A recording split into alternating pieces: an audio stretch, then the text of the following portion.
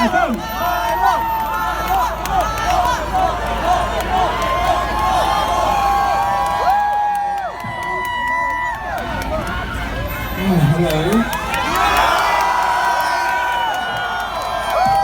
Well, thank you for that welcome.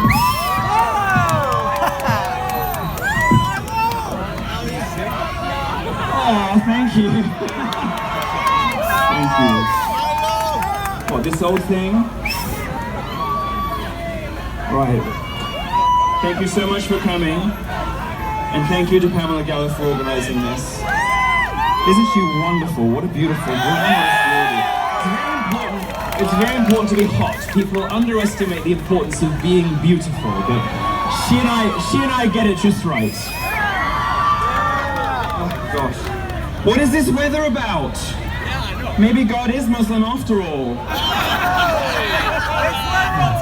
I notice there aren't that many Muslim protesters, but if you've ever tried to walk in a sodden burqa, you'll know why. It's enough to dissuade even the most determined jihadi.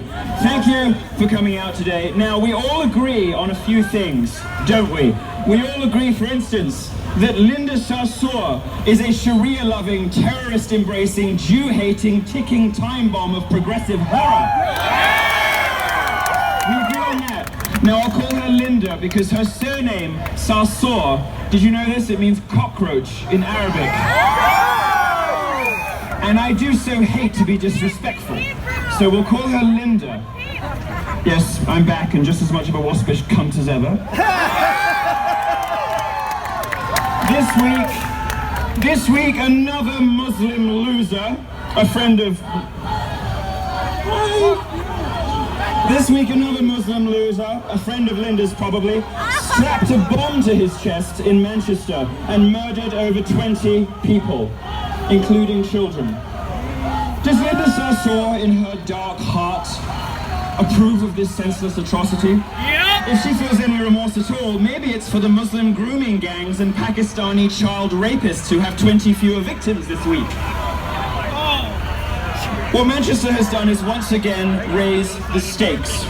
It's now more important than ever to fight Islam in America, and particularly its emissaries like Linda Sarsour. Now, Linda came out of nowhere.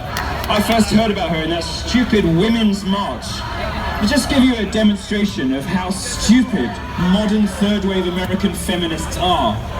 They're prepared to follow a woman who believes in Sharia law, while at the same time complaining about patriarchy. It is genuinely ludicrous. Now, for some reason, leftists love putting hijab-wearing women in front of things to remind us how tolerant, progressive, and feminist Islam is. Give me a break. Islam views Western progressives with the same contempt the Soviet Union reserved for the useful idiots of the American communist left. It's a relationship as abusive as Chris Brown and Rihanna's, except no one in it is hot. Claiming Islam is worthy of progressive protection is insane. The hijab is not a symbol of female liberation, as USA Today and the rest of your media likes to claim. But Linda is special. She's more than just an oppressive headscarf. Lurking underneath all of that sweaty polyester is a mind that hates America and loves Sharia law. Her greatest crime, in my view, is her treatment of the heroic female genital mutilation victim and Islam critic, Ayaan Hirsi Ali. Linda said that, "I wish I could take her vagina away. She doesn't deserve to be a woman." In other words, Linda's just like the men who actually did take Ayaan's vagina away. This is your leader of the modern, democratic, feminist women's movement, America, setting out to finish the job that depraved, misogynistic Muslims in Somalia started. And if you want to know what Sharia looks like in America, consider what happened in Minnesota this week, which has the largest Somali population in the world outside of Somalia itself. A bill to make female genital mutilation a felony failed thanks to the work of the local Muslim population. This is the world. This is the world that Linda Sarsour wants for you. This is the world that she is heralding in. Sharia in the United States. One in which girls have no legal protection from having their genitals sliced off. And progressives have the fucking gall to say that I'm the misogynist for cracking a few fat jokes. To paraphrase one of the great philosophers of the 21st century, Regina George from Mean Girls, stop trying to make Sharia happen, it's not gonna happen. Linda cares about women so much, she worked to discredit and silence a film called Honor Diaries, which is about the honor killings and violence against women that happen in the Muslim world. Muslim leaders would prefer if we all pretended that honor violence doesn't exist.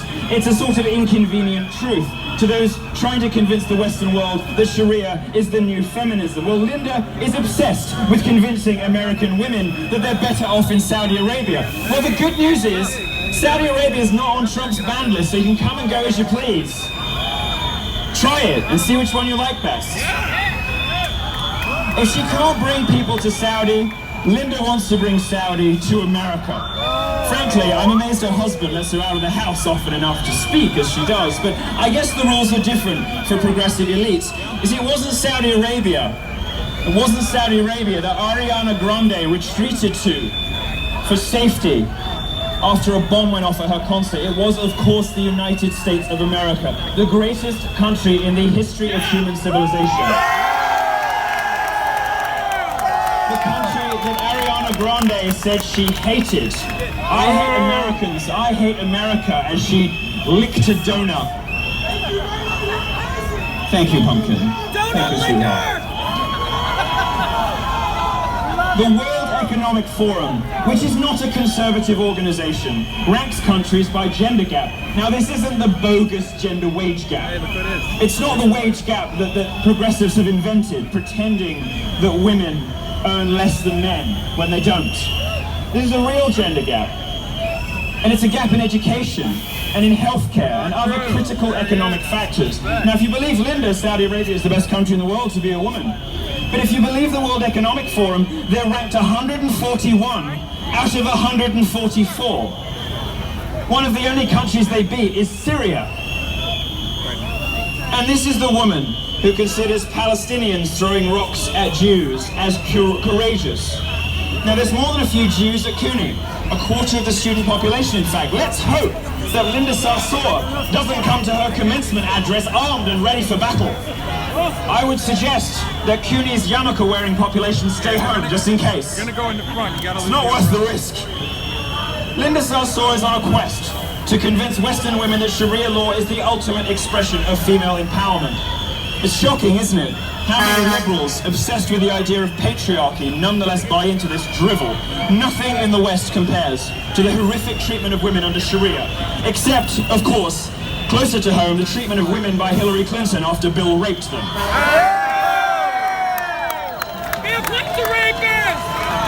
Thank you, Pumpkin. In London, the city I lived for most of my life but fled in terror, acid attacks, this is in the West, people throwing acid on women's faces, increased by 250% in 2016. It's not Buddhists or Catholics doing it, is it? Judges in Europe tend to let Muslims off lightly when they're found guilty of rape and crimes like these acid attacks because the implication is they don't know any better. This is bigotry of the worst kind. It is the soft bigotry of lowered expectations, as George H.W. Bush put it. The mainstream media wants Manchester and what happened with Ariana Grande to fade quickly from memory, like Nice, like Charlie Hebdo, like Brussels, like London, like Paris, like San Bernardino, and like Fort Hood. Like Orlando, where I spoke to express my confusion that the progressive left would be making excuses for an ideology that murders homosexuals and routinely oppresses women.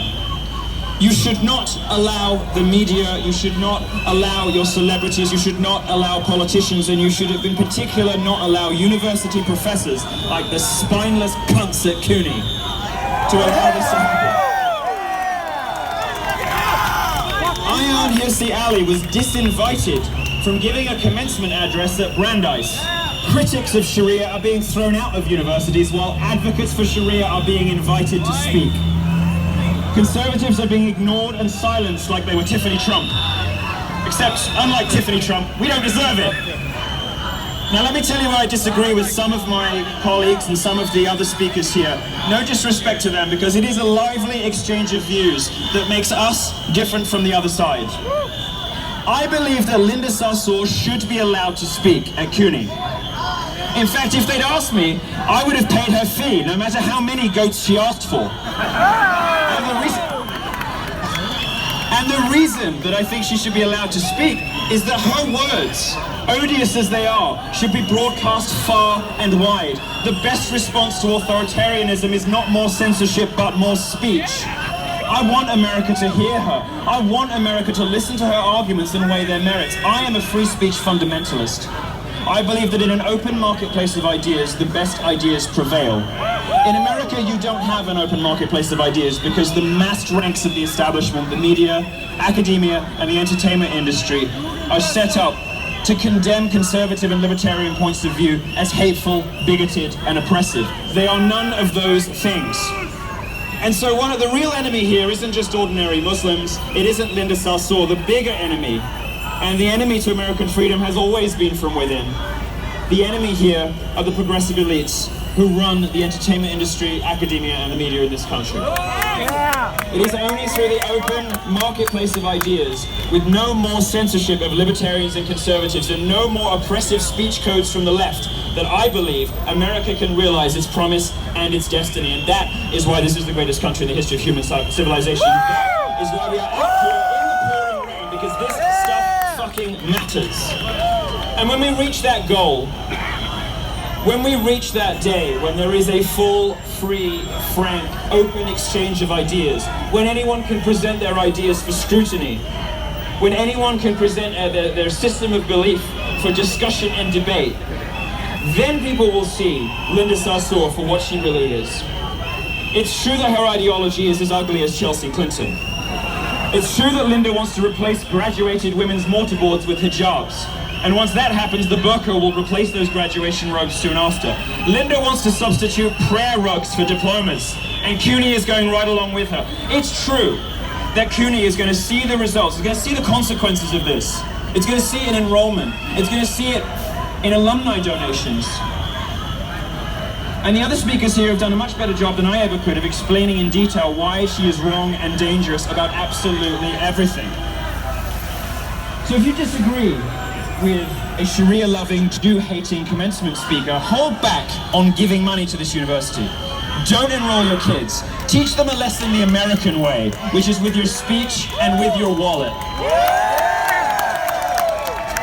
It's not a mystery why, it is a mystery. Why CUNY invited her in the first place? She's not particularly popular. Like many of these progressives, Amy Schumer, Lena Dunham, these people, we are required to find them beautiful. They're on the magazine covers. And when you put somebody on a magazine cover, you're not just saying, look at this, you're saying, be like this. Amy Schumer, no fucking thanks. There aren't enough pies in the world. But Linda Sarsour herself is not that popular. She's somebody that the progressive elites want us to believe is popular. I'll give you some data to back up that assertion. In her own neighborhood, in 2016, Linda Sarsour ran for Democratic County Committee member, which is a voluntary position that really is just for your block. It's for like a few thousand people. She came third out of 3 in a predominantly Islamic neighborhood. Even her neighbors fucking hate her. And they're all Muslims. But at the end of the day, Linda Sarsour, you got to admire their tenacity. It takes some lungs to do that. I was head chorister at my school, and that's not easy to keep it up. So a round of applause for the protesters, without whom I would be nothing.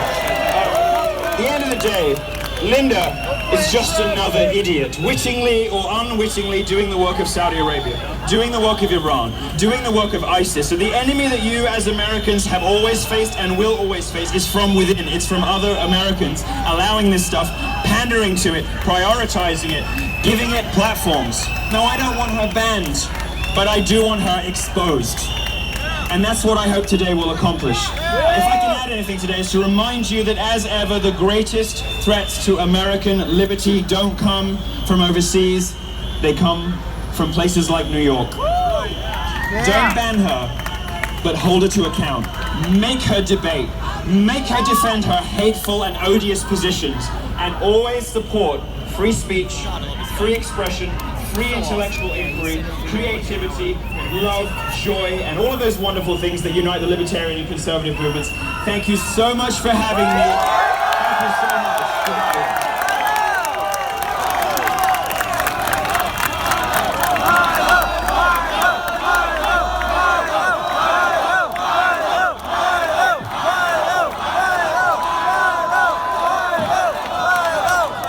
So much.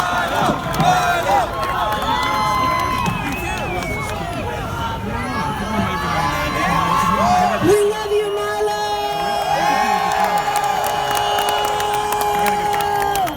Brilliant, brilliant, and enjoyable. Okay, guys, you have your marching orders. You ought to go and spread the word like Johnny Appleseed. Each one of you has a sphere of influence. Every single one of you has an email, has a Facebook, a Twitter. You ought to go and start working. A, educate everyone around you. B, fight. Every single day, when you wake up, you say, what am I going to do today to save the Republic? Because no one is going to save you. You are going to save you. Now get to work. God bless you. God bless America! Yeah! Woo! And Council Sarsour!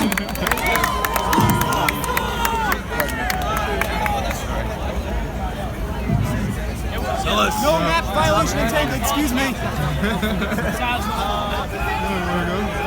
Sure.